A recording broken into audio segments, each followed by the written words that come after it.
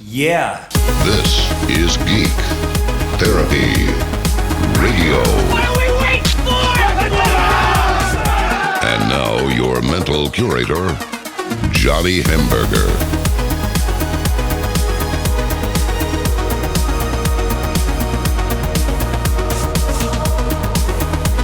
I sure hope everybody has had a great week or is having a great week, a great day, or has had and continues to have a great day. Welcome in to Geek Therapy Radio, where I remind you that we are all geeks about something, so embrace your inner geek. Whether you're a geek about cars or airplanes or astronomy or biology or any of the sciences, theology even, we're all geeks about something. There's probably something you're a geek about that not many people are. Maybe you are, you really like the way trees are. I don't know. You're very fascinated by trees and botany and all sorts of things like that. That's amazing. I'm into computers and I do like cars. I've got a 1983 DeLorean myself.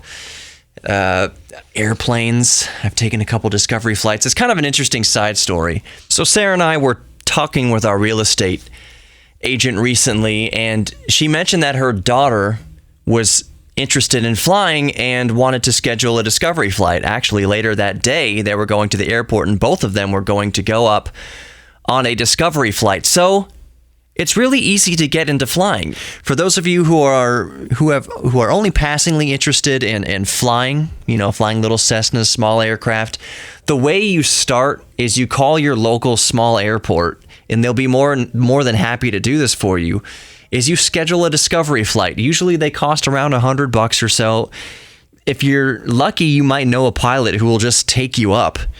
But if you don't know where to start, you just call your local small airport. Literally go onto Google Maps, type in airport, and see what the closest one around you is. Call them up and tell them you want a Discovery flight. They say, okay, come out Saturday afternoon, Saturday morning, Sunday afternoon, whenever you schedule it, and they'll take you up in an airplane for a little while. Usually it's at least 30 minutes. If you're really into it, the flight instructor will make it last a bit longer. When I went up on my Discovery flight, it lasted a bit longer. He let me fly the plane a bit more, and we simulated not simulated, but we did stall recovery, and we simulated an engine out landing. He could tell I was super into flying. And he's like, I need some practice. Do you mind if I simulate an engine out landing? Basically, he kills the power to the engine, and we glide in, which scared a lot of golfers at the end of the runway because they didn't hear us coming, and we just basically swooped, 100 feet over their heads with no apparent engine sound. Now, the engine was idling. You don't turn off the engine completely. At least my instructor didn't. That would be completely unsafe. But it still was fun for me. Anyway, she was getting into flying, so I'm telling you that if you have a passing interest in flight, for instance, just call your local airport and go up and take a Discovery flight. Also, hobby shops. I am not affiliated with any hobby shop yet, but look up a local hobby shop in your town and just go in and peruse the aisles. Speaking of flight, RC aircraft, it is cheaper than you might think. It's cheaper than you probably think to get into RC airplanes. For instance, you can get into RC airplanes, RTF with an RTF kit. RTF stands for Ready to Fly. BNF stands for Bind and Fly. You can get into RC aircraft, everything included, batteries, chargers, remote controls, everything for under $100. So go into your local hobby shop and just see what they have available, whether it's model airplanes, regular helicopters, RC cars, trains, things you haven't even thought of. Seriously, if something that's been a consideration or anything that's bouncing around the back of your head, just go in and do it. Just go talk to a hobby shop. This is free advertising for basically the hobby shop near you. Just go in there and ask them if they've heard of Geek Therapy Radio. They honestly probably haven't. But that'd be cool if you tell them about me and they can contact me and we can get something going. But it doesn't matter. I don't care if they pay for sponsorship or not. Go into your local hobby shop and they will get you started. They'll be more than happy to get you started down your path. You might find out that you are you don't think you're a geek about anything, go into a hobby shop, you'll find out you're a very big geek about something. I will mention, obviously, like any other hobby, that the cost of entry for RC aircraft that I've been using for an example, that's just the cost of entry can be under $100. If you get hooked on it, it can get more expensive. Believe me, that is not a stretch of the imagination. And something I'll also add here. I hear the excuse all the time that people don't get into one hobby or another because it's expensive. But they'll golf all the time. It's like they don't want to acknowledge the fact that they are geeks about golfing. So, using golf as just an example, how much do your clubs cost? Not even how much do your clubs cost. How much do green fees costs and memberships costs? So, for instance, car collecting an antique car, working on old cars. Well, that's too expensive. Cars is an expensive hobby. Yeah, over your lifetime, how much do you think you've spent on green fees? So it's all a matter of perspective. Yes, any hobby can be expensive, but it doesn't have to be super expensive to get into. For instance, classic cars. Maybe you don't have enough to buy a classic car outright, even if it's an old beater for a couple grand. Go to car shows. Cars and Coffee, they happen all the time. There are local car shows, and just go look at them, get involved in the community, and learn a thing or two from those who have been in the hobby for years or decades. There's plenty to learn there. There's plenty of support there. They'll be more than happy to embrace you and welcome you into the community, even if you're not a car collector currently. And I guess as my mind rambles through this stream of consciousness on the topic of cars and collecting cars, one of the greatest joys of my life has been the realization that car collecting doesn't mean that you have to save up for your Ferrari or for a $100,000 car or anything like that to have enjoyment. For instance, I've got a Toyota MR2 Spider, which I'm considering selling. That, I'll just be honest with you, cost me, at the time I purchased it, a little over $3,000.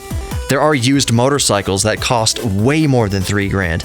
MR2 Spider is a mid-engine car. It's the exact same layout as a $200,000 Ferrari. It's not the power of a $200,000 Ferrari or the flash of a $200,000 Ferrari or the sex appeal of a $200,000 Ferrari. But there can be cars on your bucket list that are attainable, that are attainable, and you really were only on this earth once, and it's kind of like a mattress. Buy at least one cool car in your life, one car that you really want, at least once. Do yourself the favor. More Geek Therapy Radio coming up. Don't go anywhere.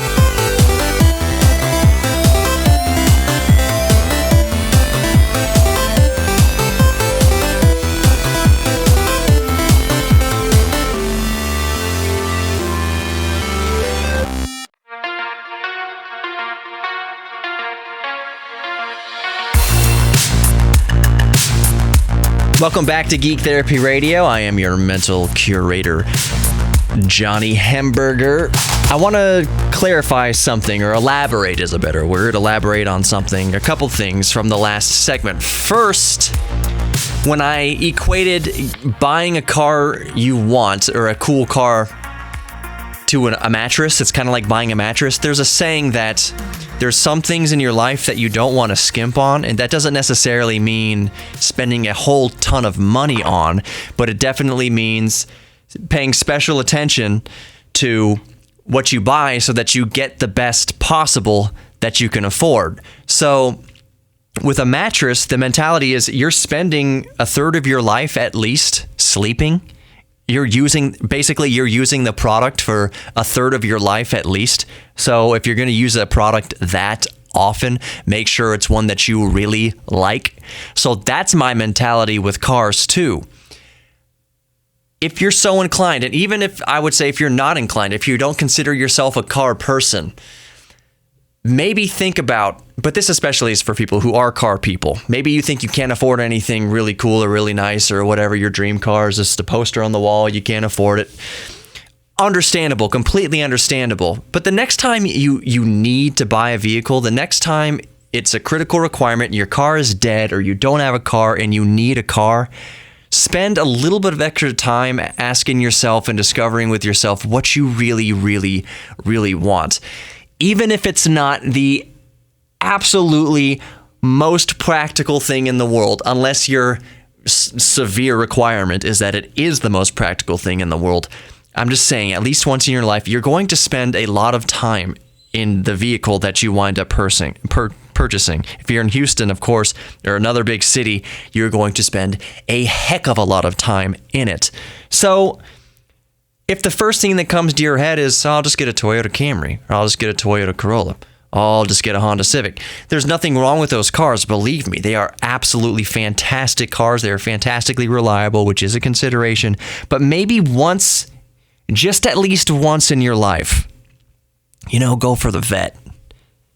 Go for the Mustang, even though I personally don't care for Mustangs. But go for the car that's been in the back of your head that you really wanted to experience just at least once in your life.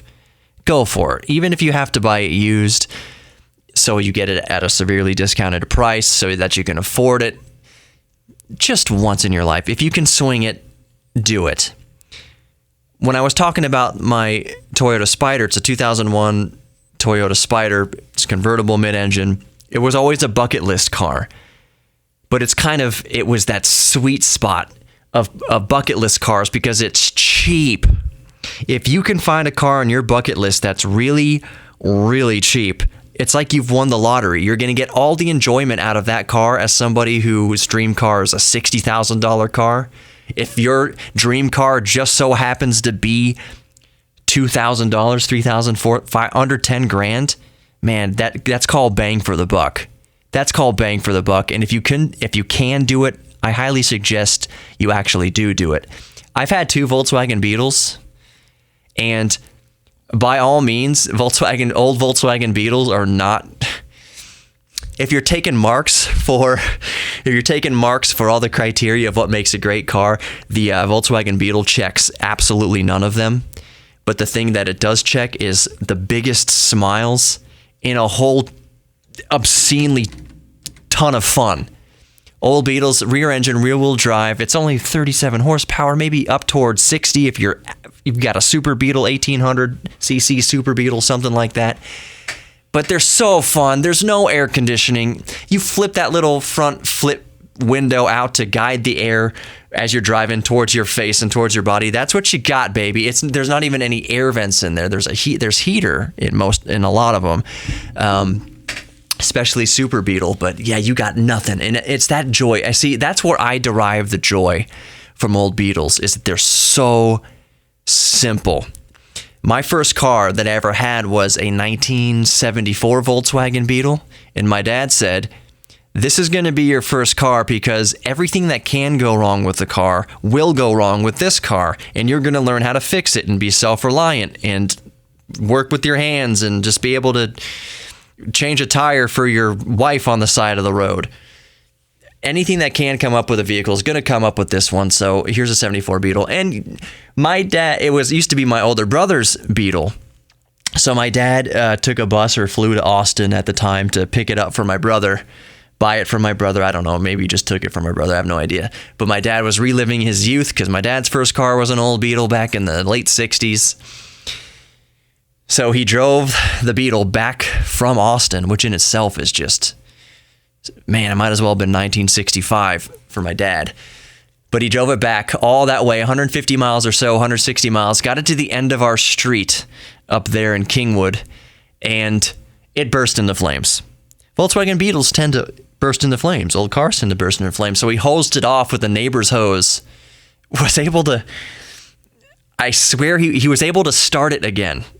It's just, I don't know, the carburetor, the fuel sprayed and it just kind of burned, but it didn't do anything like critical damage. It melted some paint, and I rocked that melted, burnt car for at least a year before we got it repainted. Fond memories. It always smelled like gasoline. Always smelled like gasoline. Taking it over 65 miles an hour is like being pummeled in an old tin trash can with baseball bats. Oh, the memories. So many smiles. Smiles per gallon. I am having entirely too much fun with this trip down memory lane, but I did promise to go over something I mentioned, the other thing that I mentioned at the end of the last segment, and that is flying airplanes. I just wanted to talk about the FAA requirements. It's 40 hours, basically. So you need at least 30 of those hours to be in the airplane, 20 hours of flight training from an authorized flight instructor, including at least 3 hours of cross-country, 3 hours a night, blah, blah, blah, blah, blah, and at least 10 hours of solar time, including 5 hours of cross-country, blah, blah, blah. So my only point there was it's 40 hours is required, but it can take you more than 40 hours to get your license because naturally, with good cause, you're not going to get the license until your instructor thinks you are ready to fly completely by yourself and that you've earned the license. So the minimum is 40 hours, but I think the average is typically between 50 and 60 or so. So if you're just a wunderkind, you can get your license in as little as 40 hours, but that's not typical. The only thing I was going to say, though, is that when you take that discovery flight like I'm talking about, that time, even if it's just 30 minutes, counts towards your flight hours if you do intend to go to school for it. So keep a log of it. It does count. And all those hours adds up to money you can save on the tail end. So just because you go on a discovery flight, don't forget about it. Keep a log on it. You can buy a cheap flight log and just log those hours because they do count towards your training. It's not wasted money to take a discovery flight, but it can actually work towards something on the tail end if you decide to get your license. That's all I wanted to mention. Back to cars and memory lane. And I think this is a good point to interject that I want to hear your love-hate relationships with one of your first cars. Maybe it is your first car. Maybe it was your first car. Or maybe it was your third car that you loved but hated, or you just hated. Your worst car, your best car. I would love to hear any of your car stories, because in the end, that's what cars become to us. They become rolling capsules of memories. It doesn't matter, even if you drive a mundane car, there are memories built in those cars. This is the car I got married in. Not like you got married in the car, but this is the car you drove away from your wedding. This is the car that you drove your wife to the hospital to have your first child in. This is the car you took your first date in. This is one you took to prom. This is the car that broke down on the side of the road every 2 miles. This is the car you had to push through the friggin' Nevada desert through I-10 on your way to deliver it to your aunt and uncle. Oh, that happened to me. So you might have these memories with your cars, and I would love to hear that, and I'm going to share more car memories in the next segment, but send me your car memories. Geektherapy@iheartmedia.com. That's an email. That's direct. I see all of them. Geektherapy@iheartmedia.com, or the Facebook page, Geek Therapy Radio on Facebook. Post your car, post an old classic car. Maybe you have a classic car. Post it to Instagram and hashtag it Geek Therapy Radio. Or send it to me on Instagram or Twitter or anything like that. Twitter's a cesspool, by the way. I only have it for the show. Don't spend too much time on Twitter. It's not good for your heart or your brain. It's the worst thing that's happened to the world in recent... Oh, gosh, at least for stress and hearts. Anyways, more Geek Therapy Radio coming up. I'm going to talk about my stories in the DeLorean. Well, I'm going to start off this segment by introducing you to the show. If you're just joining us, it's Geek Therapy Radio. I am your mental curator, Johnny Hamburger, and I am geeking out right now about old car tales, old car stories, and my own personal stories. And I reminded you at the end of the last segment that I would love to hear yours, so email me, geektherapy@iheartmedia.com, geektherapy@iheartmedia.com, or get at me on any of the socials. Facebook, Instagram, Twitter. Just get on the Twitter to send me your car story. Don't stay on there to read anything else. It's a absolute cesspool, filthy, terrible for your heart and brain place. Twitter is the worst, but it's fun to share car stories, at least with me. Geek Therapy Radio on Twitter, Geek Therapy Radio everywhere. Just Google Geek Therapy Radio, and the entire first page, and at least most of the second on Google, is going to be me in Geek Therapy Radio. Took me a long time to achieve that rank, and I'm very thankful for that. It's very competitive on YouTube and SEO and search engine optimizations and all sorts of things. I promised I was going to regale you with some old stories of the DeLorean. I have alluded to the fact a few times in past episodes that I used the DeLorean for a couple years to deliver pizza for a little place in Kingwood called J. Christopher's. And I should mention J. Christopher's. They were awesome for my rehearsal dinner when I married Sarah. It was great. Food tasted just as great as I remembered when I worked there. It's rare to work at a place and still love the food. Like if you worked at a restaurant or a fast food place, if you worked at McDonald's, do you still crave McDonald's? That's a really good question. If you worked at a fast food place, Burger King, Wendy's, McDonald's, Jack in the Box, whatever, do you still like the food? Like maybe you've had really bad experiences working there. I don't imagine it's the funnest thing in the world to work fast food. I've done it. Believe me, I've done it. I know. I'm just saying for you personally. Maybe you had a blast doing it. I absolutely hated my job at Subway. Hated when I worked for Subway. I started to work for Subway, and it all ties into the DeLorean stuff.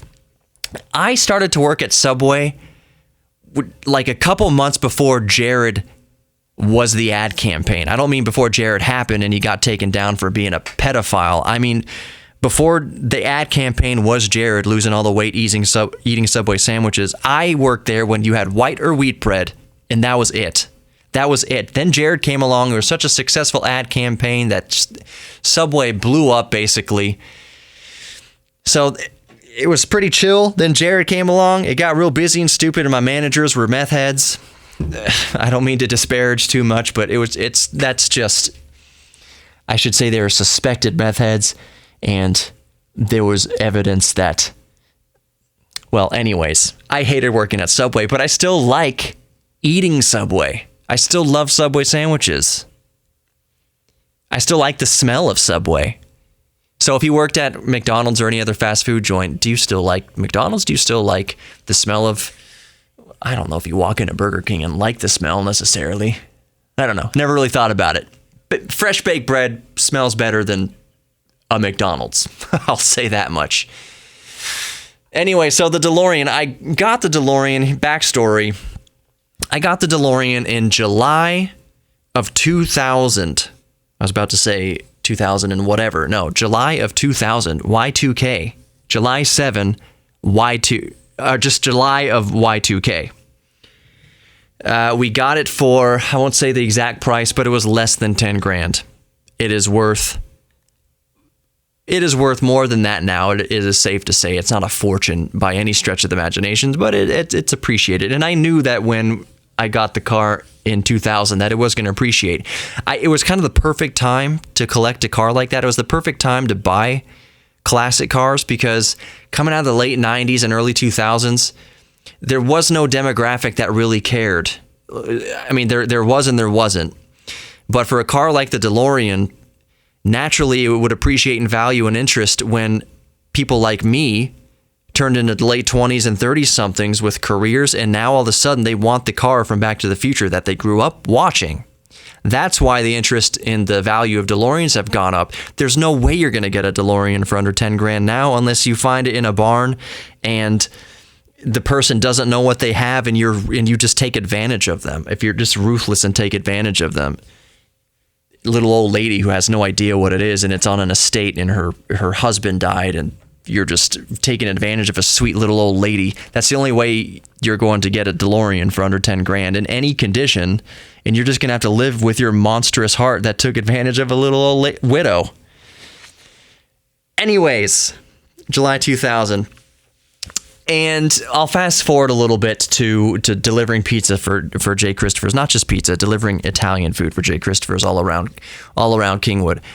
I used the DeLorean. It was quite reliable, and there were only I can only remember one time when I had to call my mom to help her to tow me back home. I had to call the restaurant and say, "Hey, the DeLorean's overheated and I can't move it. I can't do anything with it. It needs to cool down, whatever."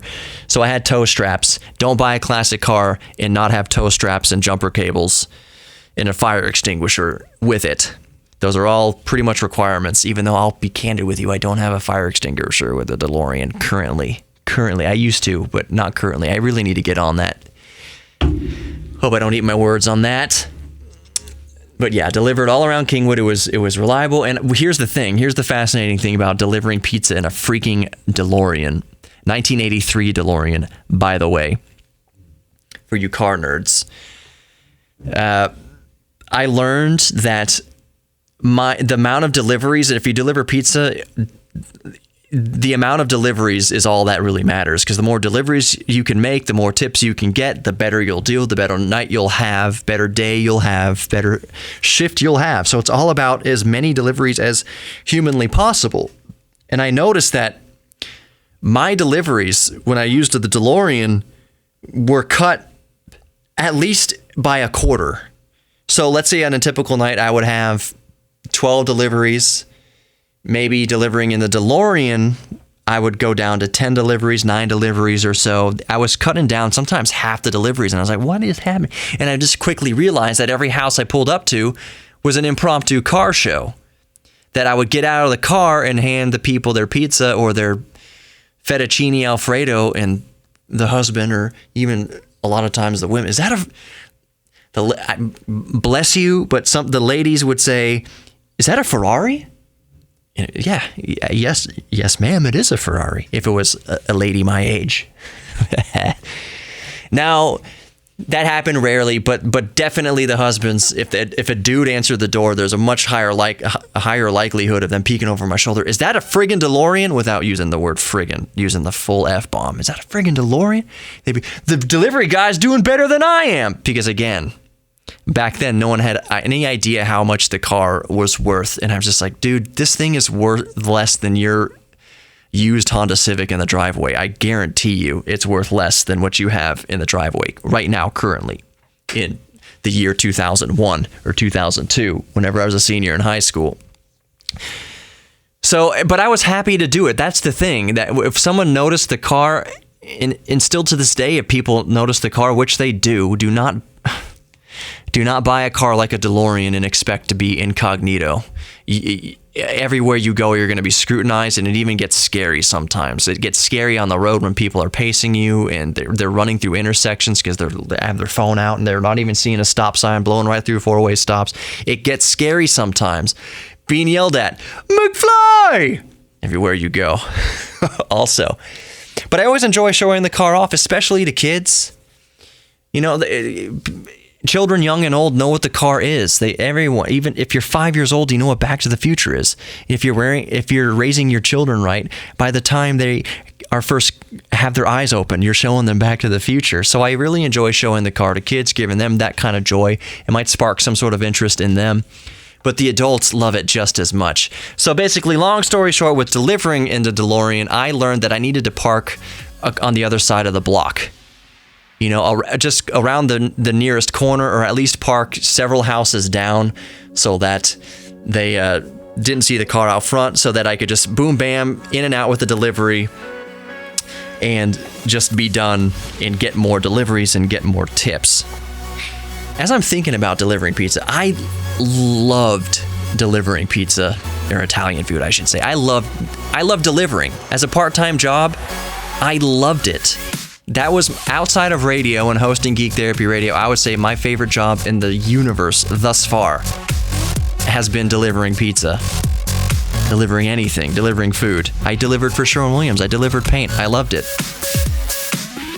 Back in high school, I remember frequently being so broke that I would get to work on fumes and take that first tip and buy two things: $1 of gas and a value menu cheeseburger from Jack in the Box across the street. That would get me going. I would literally roll into work on fumes, make that first delivery, praying I made it to the first house and back to the gas station. I know a lot of you have been there and done that. More Geek Therapy Radio coming up. Don't go anywhere. Welcome back to Geek Therapy Radio. You've got your mental curator, Johnny Hemberger. I'm really enjoying this show thus far. This has been one of those really great stream of consciousness shows, and I think that this show, it's going to connect with more people than usual, because we all have memories tied up in cars, and I've been talking on the show for the last, 20, 30 minutes or so about old car memories, delivering pizza in the DeLorean, my 1974 Beetle catching on fire. Man, it's so crazy. Put a pin in this, Johnny, right now. Mental note to myself. 1965 Beetle, or 69 Beetle. Talk about your 69 Beetle. Your yellow 69 Beetle. After talking about this. I'm just reminding you, the listener, that I am a geek about a lot of things I find extremely fascinating. So I've recently begun to do not 2 shows per week. So I'd have this broadcast, and then I did a podcast in the middle of the week called Midweek Geek. Midweek Geek is dead. It's the podcast-only version of the show. That's dead because I'm going to 5 days a week now as far as the podcast is concerned. So this big show you're listening to, it's 39 minutes of total content, plus whatever ads they inject in there. That's a podcast as well that uploads on Friday, but Monday through Thursday is, right now I'm just calling it the Geektherapy Radio Podcast. It has liberated me and given me the freedom to cover a lot more stories that I would otherwise have to put on the cutting room floor when considering time constraints for the Saturday night broadcast or the Saturday broadcast. I don't know where the show's going to move. Who knows? But you should really subscribe to Geek Therapy Radio in your favorite podcast app, especially the iHeartRadio app. We really like that one around here, but I use Pocket Casts on my Android. Of course, I have iHeartRadio app, Spreaker, Google Podcasts, Apple Podcasts when you're on your iOS device or your iPhone or your iPad. 5 days a week. Geeking out 5 days a week. The episode I uploaded on Thursday evening, about 22 minutes long. It was about the top 10 racing video games of all time, which really isn't a top 10 because there's at least 30 of them. There's so many. It's just a trip down memory lane of favorite racing video games. For instance, there's all sorts of other things I can cover in there. I can deep dive into astronomy and space and physics. So I highly suggest you subscribe to Geek Therapy Radio Podcast because it is not just this show right now, the broadcast that you're listening to. It's the other 4 days of the work week. You've got a brand new show, fresh content every single day that I try to time out to be consumable in about the average commute home or to work. So you can digest all of a show, if at least most of it. I try to. They're around 20 minutes. I try to cap it around 20 minutes of any number of topics. And I don't expect that you're going to listen to every single one of them. I know that. My hope is that if you subscribe, that you'll see something come across, the timeline that, oh, that's a subject I'd be interested to listen to and learn about, or at least geek out about. That's the whole purpose of doing a show 5 days a week, is to give you options of what you want to listen to. If you do listen to every single episode, of course, I appreciate it. Absolutely. There are listeners out there who listen to every single episode, and I absolutely appreciate that. I also appreciate the emails, geektherapy@iheartmedia.com. One more time, geektherapy@iheartmedia.com. I appreciate that. Listener Andrew, I'll give you a shout out right now. He emailed me from Brazil. I've got a number of listeners outside of the United States. And you know what's funny? I seem to get more contact from listeners outside of the United States. Maybe that's because I've had some international guests on, but mostly they've been British. I had Eben Upton. He's the CEO of the Raspberry Pi Foundation on the show. Not last week, maybe the week before last week. I've had Look Mum No Computer. It's a British YouTube channel. What was Sam Harris, I think his name is. But I've had other guests on. Austin Evans, he's in California. He's the YouTuber. James Rolfe, the angry video game nerd, very well-known YouTuber. I've had some awesome guests. Bill Murray. Not Bill Murray, sorry, David Murray, the 8-Bit guy. Awesome guests on here, but I get a lot of contact from people outside of the U.S. Ireland, the Netherlands, Brazil. Where else? I think I had some people reach out from France, Norway, and I really appreciate it. So yeah, subscribe to the podcast because it's 5 days a week, and that includes this the podcast version of this broadcast. Almost commercial free. They interject stuff in there. What the heck did... Oh, the pin. I actually remembered. My brain isn't completely gone. 1965 Beetle. And all I wanted to mention about that is it suffered a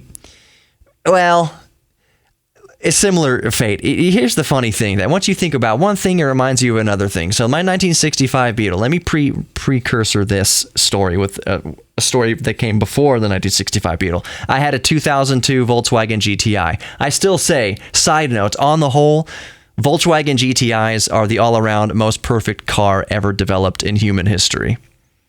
They are fast, they are extremely economical, they are extremely versatile. I have moved apartments a number of times just with my Volkswagen GTI. It's a hatchback. It stores so much stuff in there. It is so versatile. It gets well over 30 miles to the gallon, and it's fast. It is like the perfect all-around car. If I could only have one car for the rest of my life, out of anything, Bugatti Veyron, Lamborghini Diablo, Bentley whatever. No, man, one car forever. Think about that. Forever. That you're going to have to use every day. That's going to have to be fun, economical, and functional. Volkswagen GTI. What about the Golf R? No. Volkswagen GTI. That's going to be the most reliable in terms of German cars. Modern German cars. It's going to be the most reliable. It's still going to cost you a pretty penny to fix. Don't get me wrong. But it's going to get great gas mileage. It's going to be super fun. It's going to handle like a beast. It's an awesome car. Highly recommend a manual transmission if you do get one. Golf R is faster, of course, but it's faster means that the engine's under a lot more stress. The turbo is a lot more pressure, and it's just more on it. So Golf R is a great car. GTI is a random car. So anyways, I had that 2002 GTI. I was cruising down 59 here in Houston, past that lumber place. It's in between. What is it? Shepherd and Kirby. It's past there. You know what I'm talking about if you're from Houston. What is it called? That lumberyard. Anyways, I was in traffic, going nowhere, and my GTI was overheating. It had been overheating for months. I was just praying that I never got caught in traffic so that it would just overheat to death. And I got caught in traffic while moving an apartment, and I put my foot on the accelerator, and there's a big thunk from under the hood, and my engine block cracked in half. It sheared. So anyways, I sold that. I got a 1969 Beetle. It suffered almost the exact same fate. Now, here's the interesting thing. I knew this could happen, but I didn't expect it to happen. Volkswagen Beetles are air-cooled. Any car guy knows that they're air-cooled engines, meaning that they're not water-cooled. You don't have a radiator or anything like that in it. It's basically cooled by the oil itself and a big-ass fan, which isn't really that big, but it's air-cooled. So it shouldn't have done what it had done. I was in front of the same lumber company on the same stretch of 59, and I hit the gas pedal. This time it threw a rod. It didn't shear. The block itself didn't shear, but I definitely threw a rod. Two Volkswagens, within the same 100 yards on the same road, two separate times. The engine blew up. That's not to disparage Volkswagen. You can think of what you want to think about Volkswagen. I'll say don't buy any Volkswagen or Audi before 2009. Stay away. Do not. Man, the time's wrapping up here, and I talk the whole time reminiscing with car stories, so I'll just stress again. Email me yours, geektherapy@iheartmedia.com. If you didn't catch it the first time, subscribe to the podcast. Just type in Geek Therapy Radio into Google or your favorite podcast app. It'll come up, I promise you, in most apps. Someone asked me if I'm going to be on Spotify. I'm still working on that. Still working on getting on Spotify. There's some hoops to jump through with that. Either way, be good to yourselves and others. We're all geeks about something. Embrace your inner geek. It'll do you a world of good. And I'll see you in the next one. Take care.